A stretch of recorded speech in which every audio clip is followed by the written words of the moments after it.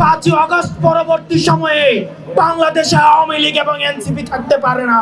বিভিন্ন রাজনৈতিক দল নির্বাচনী ফায়দা নেওয়ার জন্য আওয়ামী লীগকে পুনর্বাসনের জন্য ব্যাকডোর ডিপ্লোমেসিতে যুক্ত হচ্ছেন। স্থানীয় সরকার যে নির্বাচনগুলো রয়েছে, এই নির্বাচনগুলোর মধ্য দিয়ে এই প্রশাসনের স্বচ্ছতা যাচাইয়ের একটি পরীক্ষা হয়ে যায়। আওয়ামী জাহিলিয়াতের যুগে আমরা দেখেছি, আন্দোলনের সময় আমাদের শিক্ষার্থীরা যখন বলছে আঙ্কেল গেটটা একটু খুলেন না, আমরা ওই দিন ভুলে যাই না। এই শিক্ষার্থীরা যখন রাস্তায় দাঁড়ায় বলছে আঙ্কেল গেটটা একটু খুলেন না, আঙ্কেল গেটটা একটু খুলেন না, তখন গেটটা কেউ খুলে নাই। আমরা এই আওয়ামী লীগকে এই কুমিল্লা থেকে উৎখাত করেছি। এই হাসিনার দুঃস্বপ্ন ছিল কুমিল্লা, হাসিনার দুঃস্বপ্ন ছিল এই কুমিল্লা। আমরা এই কুমিল্লাতে আমরা আওয়ামী লীগকে কবরস্থ করতে পেরেছি।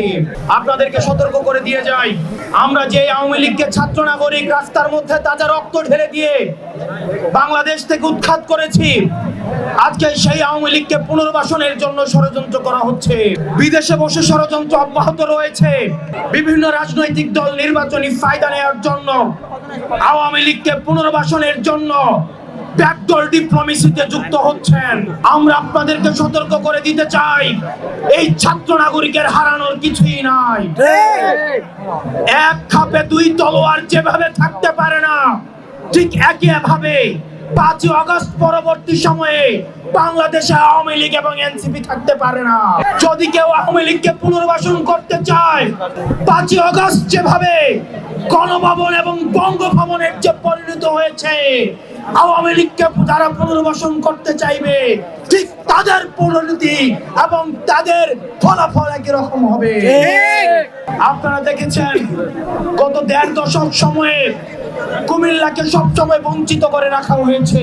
যখনই কুমিল্লা নিয়ে কোনো কথা হতো, এই ফ্যাসিবাদ হাসিনা সরকার এই কুমিল্লাকে সবসময় প্রাপ্ত জনতা করে রেখেছে। এনসিপির নেতৃত্বে কুমিল্লার যতগুলো আসন রয়েছে, প্রত্যেকটা আসনে এনসিপির শক্ত অবস্থান আমরা গড়ে তুলব।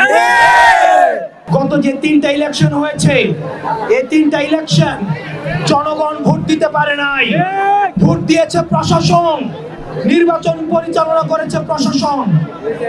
একটা স্বচ্ছ ফ্রি এন্ড ফেয়ার ইলেকশন করার কোন ধরনের দক্ষতা এই আওয়ামী প্রশাসনের নেই। এই প্রশাসনকে যতক্ষণ না পর্যন্ত আমরা নিশ্চিত হই তারা একটা ফ্রি এন্ড ফেয়ার ইলেকশন করতে পারে, আমরা ততক্ষণ পর্যন্ত আমরা আশ্বস্ত হচ্ছি না। সেজন্য আমরা চাই এই যে স্থানীয় সরকার যে নির্বাচনগুলো রয়েছে, এই নির্বাচনগুলোর মধ্য দিয়ে এই প্রশাসনের স্বচ্ছতা যাচাইয়ের একটি পরীক্ষা হয়ে যায়।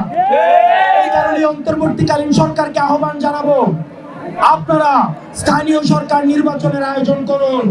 প্রয়োজনে ধাপে ধাপে যতগুলো উপজেলা রয়েছে 5টি বা 6টি ধাপে আপনারা স্থানীয় শাসন সরকারের নির্বাচন দিয়ে আপনারা এই প্রশাসনের স্বচ্ছতা আপনারা নিশ্চিত করুন।